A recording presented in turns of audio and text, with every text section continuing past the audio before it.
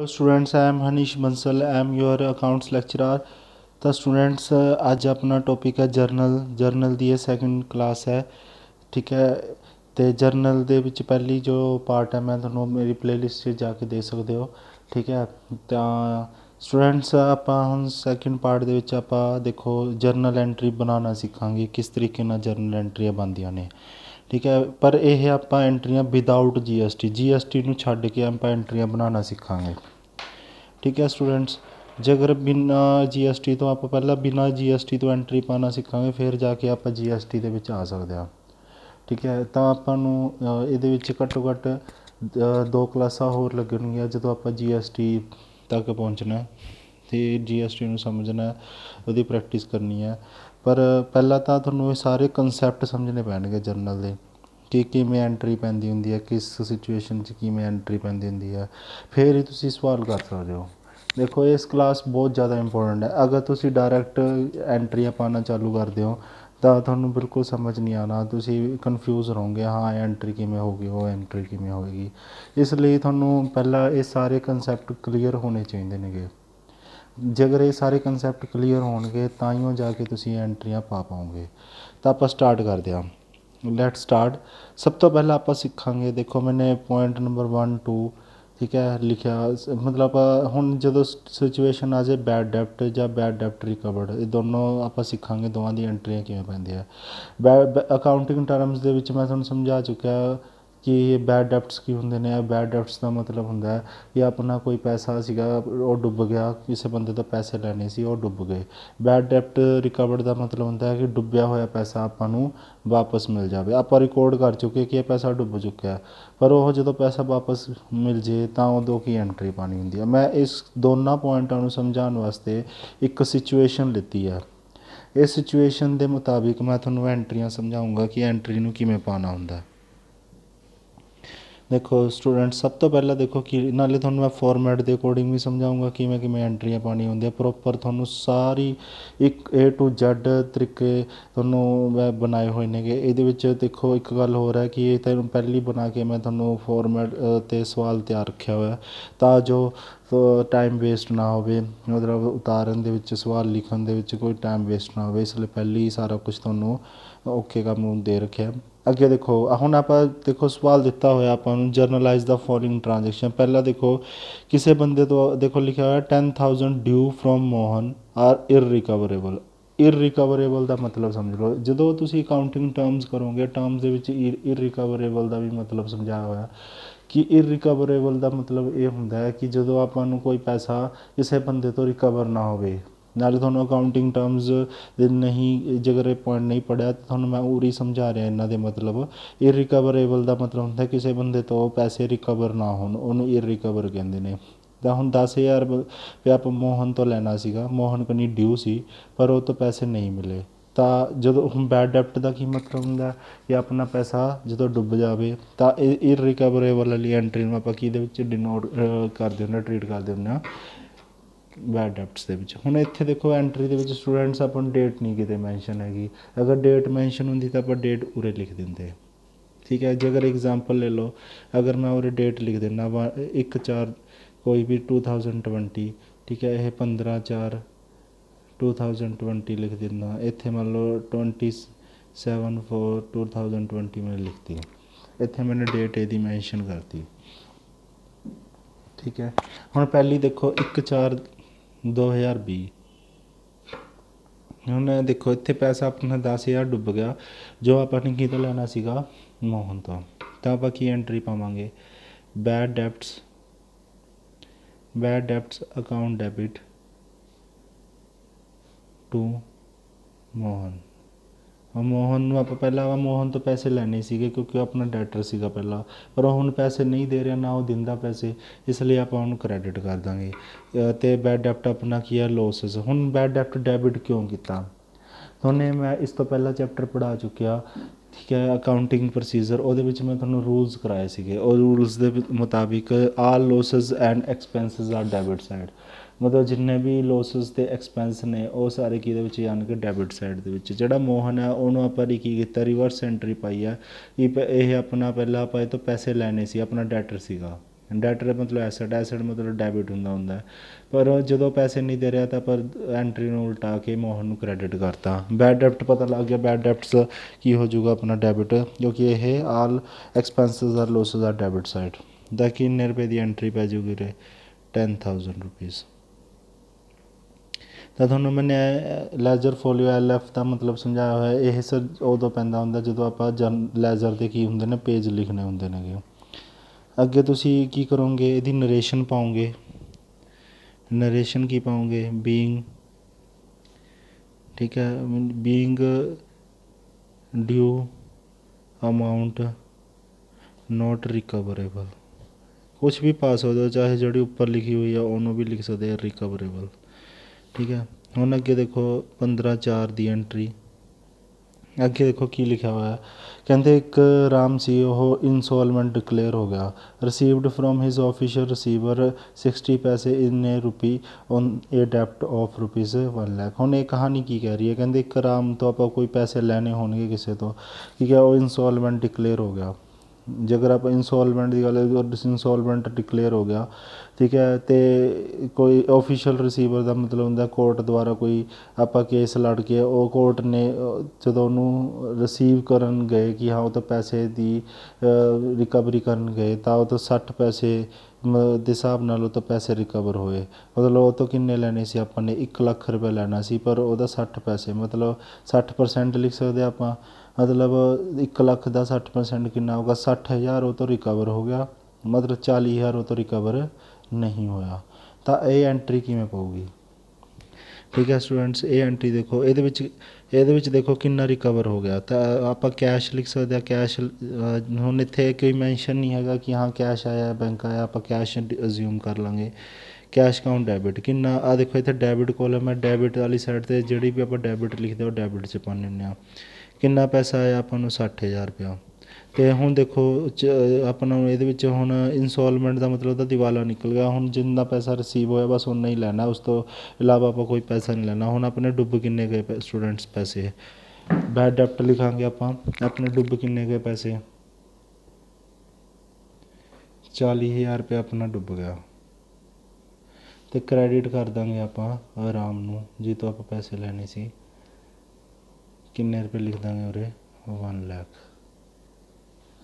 Clear ਹੈ ਗੱਲ students. ਮਤਲਬ ਤੁਹਾਨੂੰ ਮੈਂ ਇਹ ਕਰਕੇ ਦਿਖਾਇਆ ਕਿ ਬੈਡ ਡੈਪਟ ਦੀ ਐਂਟਰੀ ਕੀ ਪੈਂਦੀ ਹੁੰਦੀ ਹੈ। ਜੇ ਕੁਐਸਚਨ 'ਚ ਆ ਜਾਏ ਬੈਡ ਡੈਪਟ ਦੀ ਐਂਟਰੀ ਕਿਵੇਂ ਪੈਂਦੀ ਹੈ, ਬੈਡ ਡੈਪਟ ਅਕਾਊਂਟ ਜਿਹਦੇ ਬੰਦੇ ਤੋਂ ਪੈਸੇ ਲੈਣੇ ਉਹਨੂੰ ਕ੍ਰੈਡਿਟ ਕਰ ਦਿੰਦੇ ਹਾਂ। ਅਗਰ ਇਹ ਐਂਟਰੀ ਮਿਕਸ ਆ ਜੇ, ਕੁਛ ਪੈਸਾ ਮਿਲ ਗਿਆ ਕੁਛ ਆਪਣਾ ਡੁੱਬ ਗਿਆ, ਤਾਂ ਐਂਟਰੀ ਆ ਪੈਂਦੀ ਹੁੰਦੀ ਆ, ਠੀਕ ਹੈ। ਬੀਇੰਗ ਇਹਨੂੰ ਬੋਲ ਦਿੰਦੇ ਨਰੇਸ਼ਨ, ਨਰੇਸ਼ਨ 'ਚ ਬੀਇੰਗ ਪਾ ਕੇ ਲਿਖਣਾ ਹੁੰਦਾ। ਬੀਇੰਗ ਤੋਂ ਜਿਹੜੀ ਵੀ ਆ ਲਾਈਨ ਲਿਖੀ ਹੋਈ ਆ, ਜਿਹੜਾ ਸਮ ਅਮਾਊਂਟ ਰਿਸੀਵ ਸਮ ਨੋਟ ਰਿਸੀਵ, ਇਹ ਸਾਰੇ ਲਿਖ ਕੇ ਇੱਥੇ ਲਿਖ ਦੇਣਾ, ਠੀਕ ਹੈ। ਅੱਗੇ ਆ ਜਾਂਦਾ 27/4/2020 ਦੀ ਐਂਟਰੀ। ਅੱਗੇ ਦੇਖੋ ਕੀ ਲਿਖਿਆ ਹੋਇਆ, received cash for a bad ਡੈਪਟ ਰਿਟਰਨ ਆਫ ਲਾਸਟ ਈਅਰ 14,000। ਕਹਿੰਦੇ ਕਿਸੇ ਬੰਦੇ ਨੂੰ ਆਪਾਂ ਨੇ ਬੈਡ ਡੈਪਟ ਘੋਸ਼ਿਤ ਕਰ ਰੱਖਿਆ ਸੀਗਾ, ਮਤਲਬ ਉਹਦੇ ਆਪਾਂ ਪੈਸੇ ਡੁੱਬ ਚੁੱਕੇ ਸੀਗੇ, ਪਰ ਉਹ ਬੰਦਾ ਕੀ ਕਰ ਗਿਆ, 14,000 ਦੇ ਆਪਾਂ ਨੇ ਬੈਡ ਡੈਪਟ ਰਿਕਾਰਡ ਕੀਤੇ ਹੋਏ ਸੀ ਪਿਛਲੇ ਸਾਲ, ਪਰ ਉਹ ਬੰਦਾ ਆਪਾਂ ਨੂੰ ਪੈਸੇ ਦੇ ਗਿਆ ਅਚਾਨਕ। ਤਾਂ ਹੁਣ ਉਹ ਐਂਟਰੀ ਨੂੰ ਆਪਾਂ ਕਿਵੇਂ ਪਾਉਣਾ, ਪੈਸੇ ਆ ਗਏ ਤਾਂ ਕੈਸ਼ ਅਕਾਊਂਟ ਡੈਬਿਟ, ਤਾਂ ਐਂਟਰੀ ਕੀ ਪਾਉਣੀ ਹੁੰਦੀ ਹੈ, ਬੈਡ ਡੈਪਟ ਰਿਕਵਰਡ।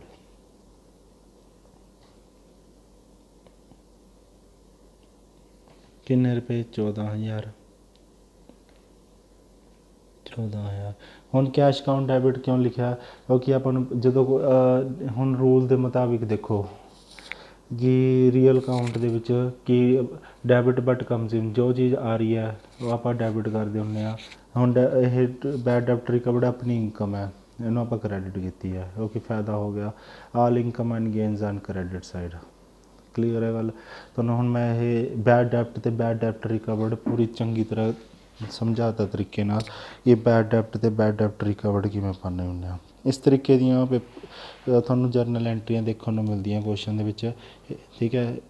ਹੁਣ ਮੈਂ ਤੁਹਾਨੂੰ ਸਿੰਪਲ ਐਂਟਰੀਆਂ ਸਮਝਾਉਂਦਾ। ਪਹਿਲਾਂ ਤਾਂ ਆਹ ਐਂਟਰੀ ਤੁਹਾਨੂੰ ਸਾਰਿਆਂ ਨੂੰ ਪਤਾ ਲੱਗ ਗਿਆ, ਜਿਹੜੀ ਸਿੰਪਲ ਐਂਟਰੀ ਨੇ ਪਹਿਲਾਂ ਉਹ 'ਤੇ ਆ ਜਾਂਦੇ ਆਪਾਂ। ਦੇਖੋ ਸਟੂਡੈਂਟਸ, ਹੁਣ ਸਿੰਪਲ ਐਂਟਰੀਆਂ ਕੀ ਨੇਗੀਆਂ, ਪਹਿਲਾਂ ਇਸ ਐਂਟਰੀ 'ਤੇ ਆਓ ਤੁਸੀਂ। जो क्वेश्चन स्टार्टिंग ਦੇ ਉੱਤੇ ਹੁੰਦਾ ਕਹਿੰਦੇ ਕੈਪੀਟਲ ਇੰਟਰੋਡਕਸ਼ਨ ਮਤਲਬ ਕੈਪੀਟਲ ਇੰਟਰੋਡਿਊਸ ਕਰਨਾ। ਤਾਂ ਆਹ ਐਂਟਰੀ ਨੂੰ ਕਿਵੇਂ ਪਾਉਣਾ, ਹਰ ਕੁਐਸਚਨ ਦੇ ਜਿਵੇਂ ਸਟਾਰਟਿੰਗ ਦੇ ਵਿੱਚ ਆਪਾਂ ਕੈਪੀਟਲ ਵਾਲੀ ਐਂਟਰੀ ਹੋਏਗੀ, ਠੀਕ ਹੈ। ਤਾਂ ਹੁਣ ਇਹ ਐਂਟਰੀ ਨੂੰ ਆਪਾਂ ਨੇ ਕਿਵੇਂ ਪਾਸ ਕਰਨਾ ਹੁੰਦਾ।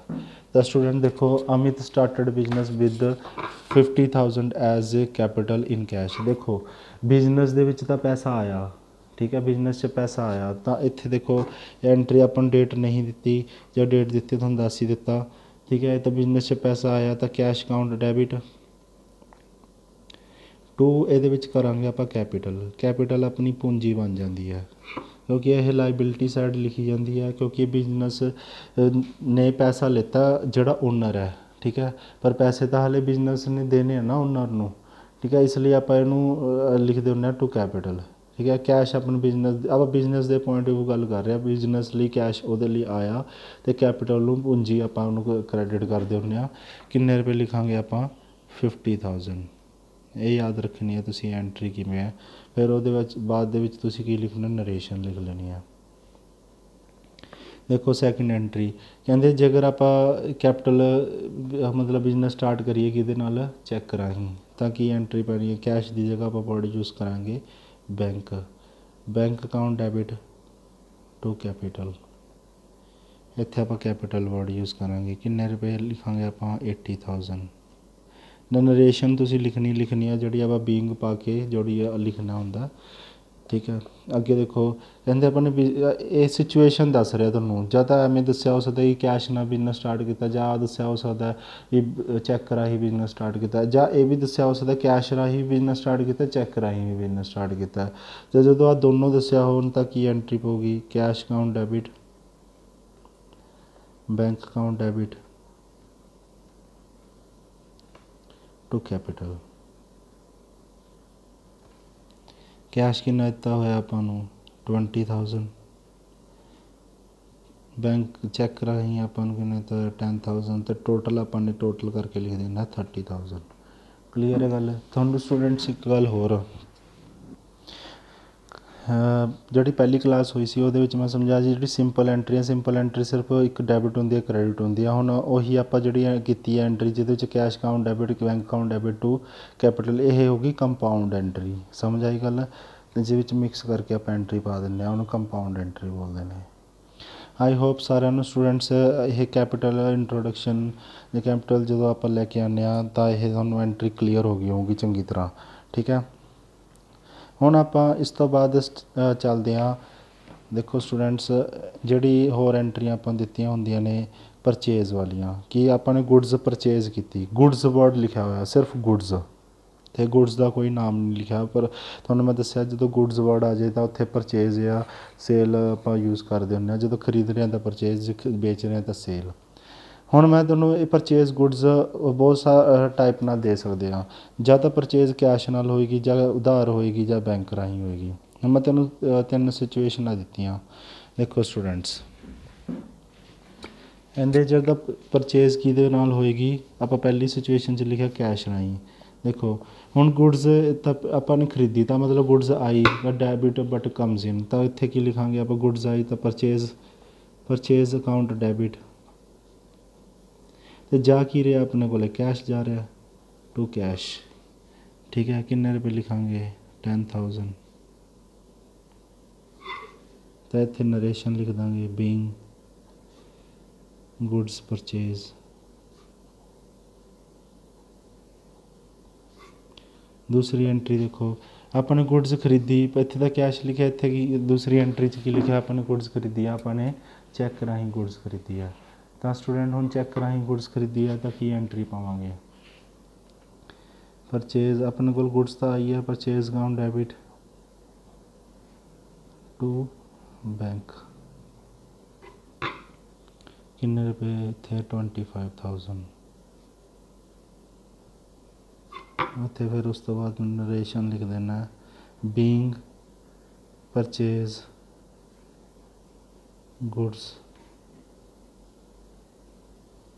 ਗੁਡਸ ਅਗੇਂਸਟ ਚੈੱਕ, ਇੱਥੇ ਕੈਸ਼ ਕਰ ਸਕਦੇ ਹੋ। ਅੱਗੇ ਦੇਖੋ purchase goods of rupees 18,000 from mister Sharma. कहते मिस्टर शर्मा तो अपने 18,000 की गुड्स खरीदी। हुण इत्थे किते भी नहीं लिखा कैश नाल खरीदी, इत्थे बंदे का नाम आ गया। जेकर परसन का नाम आ जाए कैश ना लिखा हो तो आप उधार मन्नेगा। जे अगर ਆਪਾਂ नाम भी लिखा हो कैश भी लिखा हो तो कैश मन्नांगे। अगर कुछ भी ना लिखा हो तो आप कैश, नहीं तो चैक लिखा हो तो बैंक मनते हैं। इतने नाम आ गया कैश नहीं लिखा तो उधार मन्नांगे। तो आप गुड्स खरीदी तो की आ जाऊगा purchase account debit to mister Sharma 18,000 ताकि आप इतने नरेशन पा देंगे बीइंग गुड्स ਜਾਂ goods purchased on credit. I hope सारे यह परचेज वाला एंट्री क्लीयर कट समझ आ गया होगा कि किस तरीके नाल एंट्री नू पोस्ट करना होंदा है। तो क्लीयर है सारे स्टूडेंट्स, परचेज वाला थोड़ा टॉपिक क्लीयर हो गया, ये एंट्री नू किस तरीके नाल पोस्ट करना होंदा है। देखो स्टूडेंट्स हुण आपां सेल वाला पोर्शन समझांगे जिहदे विच sale goods cash credit bank लिखा होया। देखो ये हम जब गुड्स आप सोल्ड करेंगे ਜਾਂ ਤਾਂ कैश ना करेंगे ਜਾਂ क्रेडिट नाल ਜਾਂ बैंक नाल। हुण मैं 3 सिचुएशनां रखियां हुई ने कि गुड्स सोल्ड की ਜਾਂ ਤਾਂ कैश नाल ਤਾਂ की एंट्री पावांगे। जो डेट दी है तो डेट लिख देंगे उरे, पर जो सोल्ड की है तो इसका मतलब पैसे आएंगे, ठीक है, तो गुड्स जान गया। तो cash account debit to sale इत्थे आ जाऊगा 50,000, ठीक है। तो इत्थे नरेशन लिख देंगे तुसी being goods sold in cash.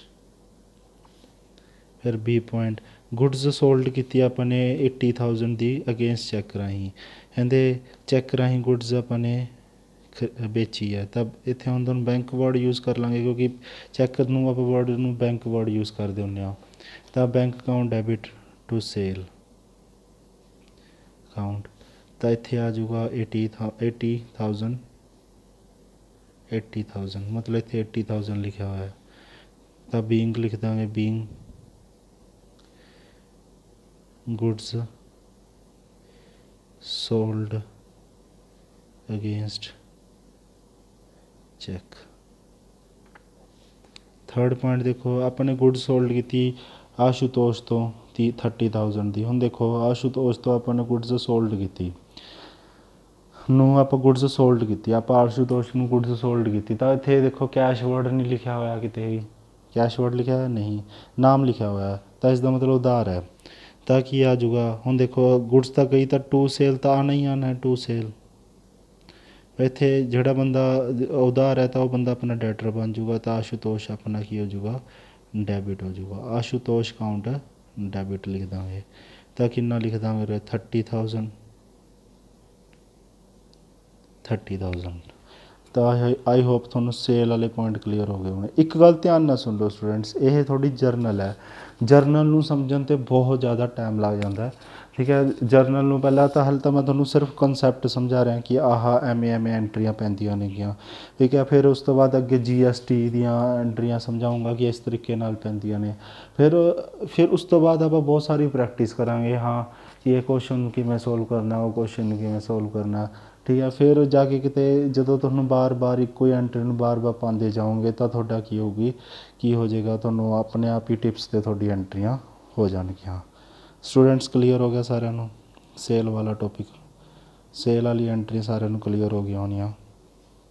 अगे देखो स्टूडेंट्स हुण आपां समझांगे कि परचेज रिटर्न ते जां परचेज रिटर्न नूं देखो रिटर्न आउटवर्ड भी बोल दिंदे आ, ठीक है। सेल एक आपां पढ़ांगे सेल रिटर्न ते इनू रिटर्न इनवर्ड भी बोल दें। उहदे नाल रिलेटेड मैंने देखो कुछ एंट्री लेती हुई है तो इनू आप पाना सीखांगे किस तरीके नाल एंट्री पानी होंदी है। थोड़े लिए पूरी तैयार है सारी चीज़ां, ना थोड़ा कोई भी प्रॉब्लम ना आवे, ठीक है।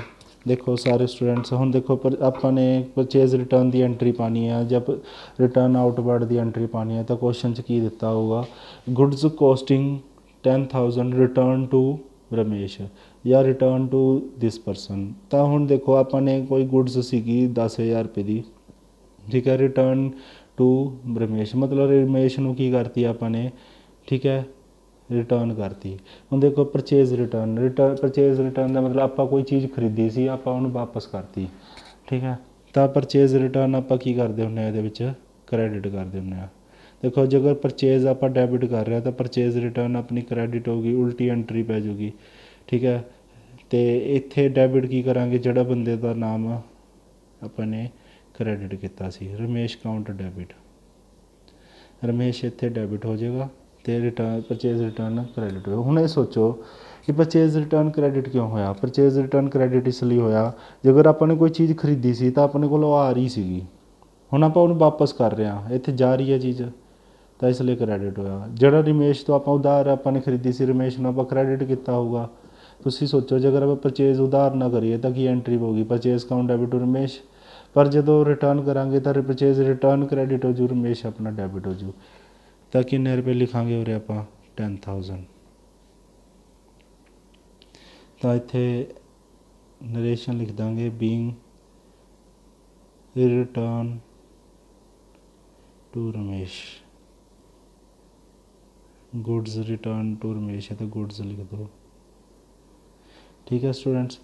ਹੁਣ ਅੱਗੇ ਦੇਖੋ ਆਪਾਂ ਨੇ ਸੇਲ ਰਿਟਰਨ ਦੀ ਗੱਲ ਕਰ ਰਿਹਾ, ਸੇਲ ਰਿਟਰਨ ਨੂੰ ਆਪਾਂ ਰਿਟਰਨ ਇਨਵਾਰਡ ਵੀ ਲਿਖ ਦਿੰਦੇ ਹਾਂ। ਕਹਿੰਦੇ ਆਸ਼ੂਤੋਸ਼ ਰਿਟਰਨ ਗੁਡਸ ਆਫ 5,000, ਆਪਾਂ ਨੇ ਮਤਲਬ ਕੀ ਹੈ, ਕੋਈ ਬੰਦਾ ਆਸ਼ੂਤੋਸ਼ ਨਾਮ ਦਾ ਪਰਸਨ ਸੀ, ਉਹ ਆਪਾਂ ਨੂੰ ਗੁਡਸ 5,000 ਰੁਪਇਆ ਵਾਪਸ ਕਰ ਗਿਆ, 5,000 ਦੀ ਗੁਡਸ ਵਾਪਸ ਕਰ ਗਿਆ। ਤਾਂ ਪਹਿਲਾਂ ਤਾਂ ਉਹੀ ਫੋਰਮੈਟ ਹੈ ਜਿਵੇਂ ਇੱਥੇ ਪਹਿਲਾਂ ਪਰਟੀਕੂਲਰਸ, ਜਿਵੇਂ ਤੁਹਾਨੂੰ ਮੈਂ ਪਹਿਲੇ ਲੈਕਚਰ 'ਚ ਸਮਝਾਈ ਹੋਇਆ, ਡੈਬਿਟ ਕ੍ਰੈਡਿਟ। ਹੁਣ ਕੋਈ ਆਪਣਾ ਆਸ਼ੂਤੋਸ਼ ਦਾ ਨਾਮ ਦਾ ਬੰਦਾ ਆਪਾਂ ਨੂੰ ਗੁਡਸ ਵਾਪਸ ਕਰ ਗਿਆ ਤਾਂ ਸੇਲ ਰਿਟਰਨ, ਕੋਈ ਮਤਲਬ ਆਪਣੇ ਕੋਲ ਗੁਡਸ ਵਾਪਸ ਆ ਗਈ ਤਾਂ ਗੁਡਸ ਆਪਣੇ ਕੋਲ ਆ ਗਈ ਤਾਂ debit, sale return debit to Ashutosh, ਜੋ ਆਪਾਂ ਨੇ ਉਹਨੂੰ ਡੈਬਿਟ ਕੀਤਾ ਸੀ ਉਹਨੂੰ ਕ੍ਰੈਡਿਟ ਕਰ ਦਾਂਗੇ, ਠੀਕ ਹੈ। ਤਾਂ ਇੱਥੇ ਕਿੰਨਾ ਆ ਜਾਊਗਾ, 5,000, ਇੱਥੇ ਕਿੰਨਾ ਹੋ ਜਾਊ 5,000। ਤਾਂ ਇੱਥੇ ਲਿਖ ਦਾਂਗੇ ਬੀਇੰਗ, ਠੀਕ ਹੈ, ਆਸ਼ੂਤੋਸ਼ ਰਿਟਰਨ ਗੁਡਸ ਆਫ 5,000। ਤਾਂ ਸਟੂਡੈਂਟਸ ਕਲੀਅਰ ਹੋ ਗਿਆ, ਕਲੀਅਰ ਕੱਟ ਸਮਝ ਆ ਗਿਆ ਹੋਣਾ ਕਿ ਐਂਟਰੀ ਨੂੰ ਕਿਵੇਂ ਪਾਉਣਾ ਹੁੰਦਾ, ਐਂਟਰੀ ਨੂੰ ਕਿਵੇਂ ਕਿਸ ਤਰੀਕੇ ਨਾਲ ਜਰਨਲ ਦੇ ਵਿੱਚ ਪਾਉਣਾ ਹੁੰਦਾ, ਤੁਹਾਨੂੰ ਕਲੀਅਰ ਕੱਟ ਸਮਝ ਆ ਗਿਆ ਹੋਣਾ। ਹਾਲੇ ਤਾਂ ਇਹ ਸ਼ੁਰੂਆਤ ਹੈ ਸਟੂਡੈਂਟਸ, ਅੱਗੇ ਤਾਂ ਹਾਲੇ ਬਹੁਤ ਸਾਰਾ ਪ੍ਰੈਕਟਿਸ ਕਰਨੀ ਹੈ, ਠੀਕ ਹੈ। ਇਹ ਐਂਟਰੀ ਬਾਰ ਬਾਰ ਆਈ ਜਾਣਗੀਆਂ, ਤੁਹਾਨੂੰ ਆਪਣੇ ਆਪ ਹੀ ਪਤਾ ਲੱਗ ਜਾਏਗਾ ਕਿ ਐਂਟਰੀਆਂ ਕਿਵੇਂ ਪਾਉਣੀਆਂ ਹੁੰਦੀਆਂ ਨੇ। ਅੱਗੇ ਦੇਖੋ ਸਟੂਡੈਂਟਸ, ਮੰਨ ਲਓ ਸਟੂਡੈਂਟਸ ਤੁਹਾਨੂੰ ਅੱਗੇ ਵਾਲੀ ਐਂਟਰੀ ਜਿਵੇਂ ਸੰਡਰੀ ਐਕਸਪੈਂਸ, ਮਤਲਬ ਸੰਡਰੀ ਐਕਸਪੈਂਸ ਦਾ ਮਤਲਬ ਹੁੰਦਾ ਕੋਈ ਛੋਟੇ ਮੋਟੇ ਖਰਚੇ ਹੁੰਦੇ ਨੇਗੇ, ਜਿਹੜੇ ਮਿਸਲੀਨੀਅਸ ਖਰਚੇ ਹੁੰਦੇ ਨੇ, ਮਿਸਲੀਨੀਅਸ ਖਰਚੇ ਵੀ ਕਹਿ ਸਕਦੇ ਹਾਂ, ਮਤਲਬ ਜਿਹੜੇ ਮਤਲਬ ਛੋਟੇ ਮੋਟੇ ਨਿੱਕੇ ਮੋਟੇ ਖਰਚੇ ਹੁੰਦੇ ਰਹਿੰਦੇ ਨੇਗੇ, ਠੀਕ ਹੈ। ਮਿਸਲੀਨੀਅਸ ਜਿਨ੍ਹਾਂ ਦਾ ਕੋਈ ਜ਼ਿਆਦਾ ਬਿੱਲ ਨਹੀਂ ਹੁੰਦਾ, ਠੀਕ ਹੈ। ਜਿਵੇਂ ਰੇਹੜੀ ਤੋਂ ਆਪਾਂ ਕੋਈ ਸਮਾਨ ਲੈ ਆਉਂਦੇ ਹਾਂ, ਜੋ ਪਰਟੀਕੂਲਰ ਚੀਜ਼ਾਂ ਦਾ ਕੋਈ ਬਿੱਲ ਨਹੀਂ ਹੁੰਦਾ, ਜੋ ਛੋਟੇ ਮੋਟੇ ਖਰਚੇ ਹੁੰਦੇ ਨੇ ਉਹਨੂੰ ਸੰਡਰੀ ਐਕਸਪੈਂਸ ਬੋਲ ਦਿੰਦੇ ਹਾਂ। ਤਾਂ ਇਹ ਸੰਡਰੀ ਐਕਸਪੈਂਸ ਆਪਾਂ ਨੇ ਪੇ ਕੀਤੇ ਤਾਂ ਆਪਾਂ ਨੇ ਕੀ ਐਂਟਰੀ ਪਾਉਣੀ ਆ, ਬਸ ਸਿੰਪਲ ਹੈ। ਐਕਸਪੈਂਸ ਸਾਰੇ ਡੈਬਿਟ ਹੁੰਦੇ ਕਿਉਂਕਿ all expenses are losses are debit side, sundry expense account debit to, ਆਪਾਂ ਨੇ ਪੇ ਕੀ ਕੀਤਾ ਹੋਊਗਾ, ਕੈਸ਼, ਕਿੰਨਾ ਜੋ ਵੀ ਅਮਾਊਂਟ, ਜਗ੍ਹਾ ਇੱਥੇ ਅਮਾਊਂਟ ਨਹੀਂ ਲਿਖੀ ਹੋਈ ਤਾਂ ਮੰਨ ਲਓ ਮੈਂ 10,000 ਲਿਖਤੀ ਤਾਂ 10,000 ਰੁਪਏ ਉਰੇ ਆ ਜਾਊਗਾ, ਠੀਕ ਹੈ। Being sundry expense paid. ਅੱਗੇ ਦੇਖੋ ਸਟੂਡੈਂਟਸ, ਆ ਤੁਹਾਨੂੰ ਸੰਡਰੀ ਐਕਸਪੈਂਸ ਕਲੀਅਰ ਹੋ ਗਿਆ ਹੋਣਾ। ਅੱਗੇ ਦੇਖੋ ਜੇਕਰ ਆ ਜੇ ਕੁਐਸਚਨ ਦੇ ਵਿੱਚ ਕਿ distribution of goods as sample, goods ਜਬ ਮੰਨ ਲਓ ਇੱਕ distribution of goods as sample, ਇਹਦਾ ਮਤਲਬ ਕੀ ਹੁੰਦਾ ਹੈ। ਮੰਨ ਲਓ ਆਪਣੀ ਆਪਾਂ ਕੋਈ ਸਮਾਨ ਵੇਚਣਾ ਚਾਹੁੰਦੇ ਹਾਂ, ਆਪਾਂ ਕਿਸੇ ਬੰਦੇ ਕੋਲ ਜਾਂਦੇ ਹਾਂ ਕਿ ਹਾਂਜੀ ਇਹ ਸਾਡਾ ਸਮਾਨ ਖਰੀਦ ਲਓ, ਉਹ ਬੰਦਾ ਕਹਿੰਦਾ ਕਿ ਹਾਂ ਤੁਸੀਂ ਸੈਂਪਲ ਦਿਓ ਸਾਨੂੰ, ਤਾਂਹੀਓ ਅਸੀਂ ਸੈਂਪਲ ਦੇ ਹਿਸਾਬ ਨਾਲ ਦੇਖਾਂਗੇ ਤੁਹਾਡਾ ਸਮਾਨ ਖਰੀਦਣ ਲਾਇਕ ਹੈ ਜਾਂ ਨਹੀਂ, ਕਿਆ ਕੀ ਰੇਟ ਲੱਗੇਗਾ। ਤਾਂ ਆਪਾਂ ਉਹਨੂੰ ਕੁਛ ਸਮਾਨ ਸੈਂਪਲ ਦੇ ਤੌਰ 'ਤੇ ਦੇ ਦਿੰਦੇ ਹਾਂ, ਤਾਂ ਉਹ ਸੈਂਪਲ ਜਿਹੜਾ ਆਪਾਂ ਦੇ ਦਿੰਦੇ ਹਾਂ, ਹੁਣ ਆਪਣੀ ਤਾਂ ਸਮਾਨ ਚਲਾ ਗਿਆ ਨਾ, ਚਾਹੇ ਜਿੰਨਾ ਮਰਜ਼ੀ ਆਪਾਂ ਨੇ ਸੈਂਪਲ ਦੇ ਤੌਰ 'ਤੇ ਉਹਨੂੰ ਦਿੱਤਾ, ਤਾਂ ਉਹ ਪਰਟੀਕੂਲਰ ਕੁਆਂਟਿਟੀ, ਚਾਹੇ ਪਰਟੀਕੂਲਰ ਕੁਆਂਟਿਟੀ ਹੈ ਜਾਂ ਪਰਟੀਕੂਲਰ ਚੀਜ਼ ਹੈ, ਉਹਨੂੰ ਸੈਂਪਲ ਦੇ ਤੌਰ 'ਤੇ ਦੇਤੀ।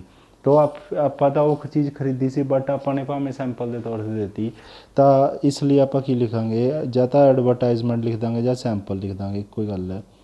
ਐਡਵਰਟਾਈਜ਼ ਜਾਂ ਸੈਂਪਲ ਅਕਾਊਂਟ ਡੈਬਿਟ, ਇਹ ਆਪਣਾ ਖਰਚਾ ਹੋ ਗਿਆ, ਕਿਉਂਕਿ ਆਪਾਂ ਉਹਨੂੰ ਸੈਂਪਲ ਦੇ ਤੌਰ 'ਤੇ ਚੀਜ਼ ਯੂਜ਼ ਕਰਨ ਨਹੀਂ ਦਿੱਤੀ ਹੈ, ਖਰਚਾ ਹੋ ਗਿਆ। ਪਰ ਆਪਾਂ ਉਰੇ ਟੂ ਕੈਸ਼ ਨਹੀਂ ਲਿਖਾਂਗੇ, ਪਰਚੇਜ਼ ਲਿਖਾਂਗੇ। ਹੁਣ ਇੱਥੇ ਟੂ ਪਰਚੇਜ਼ ਕਿਉਂ ਯੂਜ਼ ਕੀਤਾ? ਹੁਣ ਦੇਖੋ ਸਟੂਡੈਂਟਸ, ਆਪਾਂ ਨੇ ਕੋਈ ਚੀਜ਼, ਉਹ ਜਿਹੜੀ ਚੀਜ਼ ਉਹਨੂੰ ਸੈਂਪਲ ਦੇ ਤੌਰ 'ਤੇ ਦਿੱਤੀ ਹੈ, ਉਹ ਆਪਾਂ ਨੇ ਉਂਝ ਤਾਂ ਚੀਜ਼ ਖਰੀਦੀ ਹੋਊਗੀ ਨਾ, ਤਾਂ ਪਹਿਲਾਂ ਆਪਾਂ ਨੇ ਐਂਟਰੀ ਕੀ ਪਾਈ ਹੋਊਗੀ, purchase account debit to cash, ਜਾਂ ਆਪਣੇ ਕੋਲ ਚੀਜ਼ ਆਈ ਹੈ। ਫਿਰ ਜਦੋਂ ਆਪਾਂ ਉਹਨੂੰ ਤੀਸਰੇ ਬੰਦੇ ਨੂੰ ਆਪਾਂ ਸੈਂਪਲ ਦੇ ਤੌਰ 'ਤੇ ਦੇ ਦਿਆ, ਤਾਂ ਆਪਣਾ ਆਹ ਖਰਚਾ ਟੂ, ਫਿਰ ਕੀ ਕਰ ਦਾਂਗੇ, ਉਹ ਪਰਚੇਜ਼ ਨੂੰ ਆਪਾਂ ਕੀ ਕਰਦੇ ਹਾਂ ਅਤੇ ਕ੍ਰੈਡਿਟ ਕਰਦੇ ਹਾਂ। ਇਸ ਤਰੀਕੇ ਨਾਲ ਜਦੋਂ ਕੋਈ ਗੁਡਸ ਆਪਾਂ ਸੈਂਪਲ ਦੇ ਤੌਰ 'ਤੇ ਦੇ ਦਈਏ, ਤਾਂ ਜਾਂ ਅੱਗ ਵੀ ਲੱਗ ਜੇ, ਤਾਂ ਕੁਛ ਵੀ ਹੋ ਜਾਏ, ਤਾਂ ਇਸ ਤਰੀਕੇ ਨਾਲ ਜਦੋਂ ਆਪਾਂ ਨੂੰ ਐਂਟਰੀ ਪਾਉਣੀ ਹੁੰਦੀ ਆ, ਆਪਣਾ ਸਮਾਨ ਜਦੋਂ ਆਪਾਂ ਕਿਸੇ ਨੂੰ ਡੋਨੇਟ ਵੀ ਕਰਦੇ ਨਾ, ਡੋਨੇਸ਼ਨ ਵੀ ਕਰਦੇ ਨਾ, ਤਾਂ ਵੀ ਆਪਾਂ ਪਰਚੇਜ਼ ਵਰਡ ਯੂਜ਼ ਕਰਾਂਗੇ।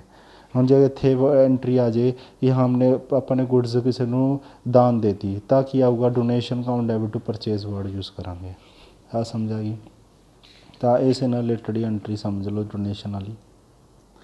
ਦੇਖੋ ਸਟੂਡੈਂਟਸ, ਡੋਨੇਸ਼ਨ ਵਾਲ ਨਾਲ ਰਿਲੇਟਡ ਕੀ ਹੈ, ਕੀ ਕਹਿੰਦੇ, ਇਹ ਆਪਾਂ ਨੇ ਕੋਈ ਗੁਡਸ ਕੀ ਕੀਤੀ ਸੀਗੀ, ਪਹਿਲਾਂ ਤਾਂ ਇੱਕ ਡਰਾਇੰਗਸ ਵਾਲੀ ਐਂਟਰੀ ਵੀ ਹੈ ਇਸ ਕੰਸੈਪਟ ਦੇ ਵਿੱਚ, ਇੱਕ ਡੋਨੇਸ਼ਨ ਵਾਲੀ ਹੈ। ਆਪਾਂ ਨੇ ਗੁਡਸ ਆਪਣੇ ਪਰਸਨਲ ਯੂਜ਼ ਵਾਸਤੇ ਕੀ ਕਰਾ ਲਈ, ਵਿਦਡਰੋ ਕਰਾ ਲਈ, ਤਾਂ ਐਂਟਰੀ ਕੀ ਪਾਵਾਂਗੇ, drawings account debit to purchase. Goods ਚਲੀ ਗਈ, ਪਰ ਕਿਸ ਦੇ ਅਕੋਰਡਿੰਗ ਚਲੀ ਗਈ, ਡਰਾਇੰਗਸ ਦੇ ਅਕੋਰਡਿੰਗ। ਆ ਸਮਝ ਆ ਗਈ। ਦੂਸਰਾ ਕਹਿੰਦਾ ਆਪਾਂ ਨੇ ਗੁਡਸ ਚੈਰਿਟੀ 'ਤੇ ਮਤਲਬ ਡੋਨੇਸ਼ਨ ਕਰਤੀ, ਚੈਰਿਟੀ ਦਾ donation account debit to purchase word ਲਿਖਾਂਗੇ। ਜਦੋਂ ਆਪਾਂ ਗੁਡਸ ਦਿੰਦੇ ਹਾਂ ਚੈਰਿਟੀ 'ਤੇ ਜਾਂ ਡਰਾਇੰਗਸ 'ਤੇ, ਤਾਂ ਇਸ ਤਰੀਕੇ ਨਾਲ ਐਂਟਰੀ ਨੂੰ ਆਪਾਂ ਨੇ ਕੀ ਕਰਨਾ ਹੁੰਦਾ, ਪੋਸਟ ਕਰਨਾ ਹੁੰਦਾ, ਐਂਟਰੀ ਨੂੰ ਆਪਾਂ ਰਿਕਾਰਡ ਕਰਾਂਗੇ।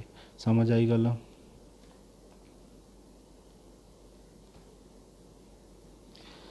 ਜਦੋਂ ਆਪਾਂ ਕੋਈ ਪਾਰਟਨਰ ਪਰਸਨਲ ਯੂਜ਼ ਵਾਸਤੇ ਕੋਈ ਗੁਡਸ ਲੈ ਜਾਂਦਾ ਹੈ, ਤਾਂ ਆਪਾਂ drawings account debit to purchase ਕਰਦੇ ਹਾਂ। ਜੇ ਪਰਸਨਲ ਯੂਜ਼ ਵਾਸਤੇ ਕੈਸ਼ ਲੈ ਗਿਆ, ਤਾਂ drawings account debit to cash ਲਿਖਾਂਗੇ।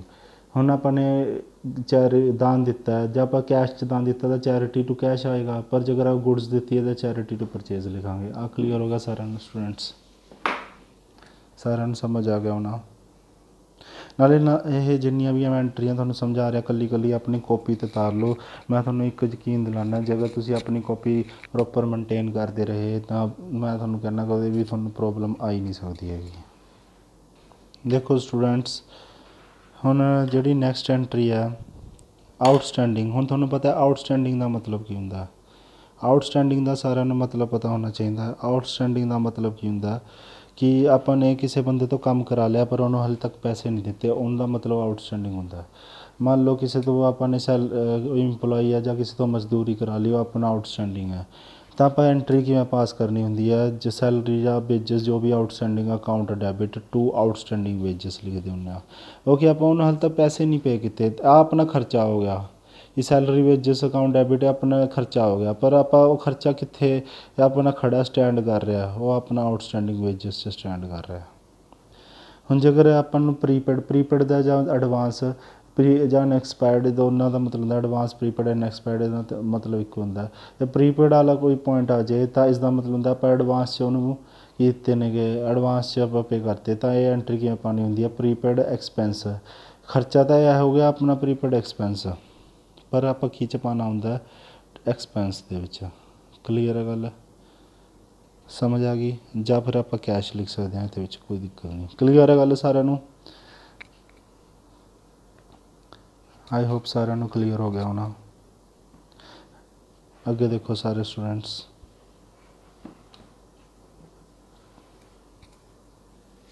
ਅਗਰ ਸਟੂਡੈਂਟਸ ਆਪਾਂ ਕੋਈ ਹੋਰ ਇਸ ਤੋਂ ਇਲਾਵਾ ਐਂਟਰੀਆਂ ਪਾਉਣਾ ਚਾਹੀਏ, ਜੇ ਅਗਰ ਕੰਸੈप्ट ਕਰੀਏ ਡੈਪਰੀਸੀਏਸ਼ਨ, ਅਗਰ ਆਪਣੀ ਡੈਪਰੀਸੀਏਸ਼ਨ ਦੀ ਐਂਟਰੀ ਪਏ, ਤਾਂ ਡੈਪਰੀਸੀਏਸ਼ਨ ਦੀ ਐਂਟਰੀ ਕਿਵੇਂ ਪਾਉਂਦੀ ਹੁੰਦੀ ਆ, ਤਾਂ ਡੈਪਰੀਸੀਏਸ਼ਨ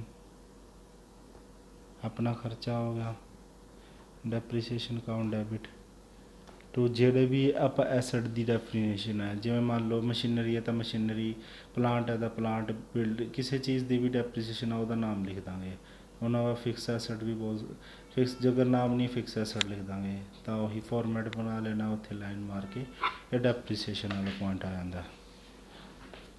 ਤਾਂ ਸਟੂਡੈਂਟ ਸਾਰਿਆਂ ਨੂੰ ਡੈਪਰੀਸੀਏਸ਼ਨ ਵਾਲਾ ਪੁਆਇੰਟ ਕਲੀਅਰ ਹੋ ਗਿਆ, ਸਾਰਿਆਂ ਨੂੰ ਡੈਪਰੀਸੀਏਸ਼ਨ ਵਾਲਾ ਪੁਆਇੰਟ ਕਲੀਅਰ ਹੋ ਗਿਆ ਹੋਊਗਾ। ਅਤੇ ਸਟੂਡੈਂਟ ਦੇਖੋ, ਜਰਨਲ ਚੈਪਟਰ ਨੂੰ ਸਮਝਣ ਲਈ ਬਹੁਤ ਜ਼ਿਆਦਾ ਬੇਸਿਕ ਪੁਆਇੰਟ ਸਮਝਣੇ ਪੈਂਦੇ ਨੇ। ਹਾਲੇ ਤਾਂ ਤੁਸੀਂ ਇਹ ਜਰਨਲ ਐਂਟਰੀਆਂ ਸਿੱਖੀਆਂ ਨੇ ਕਿ ਇਸ ਤਰੀਕੇ ਨਾਲ ਜਰਨਲ ਪੈਂਦੀਆਂ ਹੁੰਦੀਆਂ ਨੇ, ਹਾਲੇ ਹੌਲੀ ਹੌਲੀ ਹੌਲੀ ਆਪਾਂ ਐਂਟਰੀਆਂ ਪਾਉਣਾ ਸਿੱਖਾਂਗੇ। ਸਮਝ ਆਈ ਸਟੂਡੈਂਟਸ? ਤਾਂ ਅੱਜ ਲਈ ਇੰਨਾ ਹੀ। ਅਤੇ ਐਵੇਂ ਨਹੀਂ ਹੈਗਾ ਇੱਕੋ ਦਮ ਸਾਰਾ ਚੈਪਟਰ ਸਮਝ ਆ ਜਾਏਗਾ, ਇੱਕੋ ਦਮ ਸਾਰੀ ਚੀਜ਼ਾਂ ਹੋ ਜਾਣਗੀਆਂ, ਇਸ ਤਰੀਕੇ ਨਾਲ ਬਿਲਕੁਲ ਵੀ ਨਹੀਂ ਹੁੰਦਾ। ਠੀਕ ਹੈ, ਹਰ ਚੀਜ਼ ਵਾਸਤੇ ਟਾਈਮ ਲੱਗਦਾ, ਅਤੇ ਸਟੈਪ ਬਾਏ ਸਟੈਪ ਚੈਪਟਰ ਦੇਖਦੇ ਰਹੋਗੇ ਤਾਂ ਸਾਰਾ ਕੁਝ ਸਮਝ ਆ ਜਾਏਗਾ। ਤਾਂ ਤਦ ਤੱਕ ਆਪਣਾ ਖਿਆਲ ਰੱਖੋ, ਸੁਰੱਖਿਅਤ ਰਹੋ। ਜੈ ਹਿੰਦ।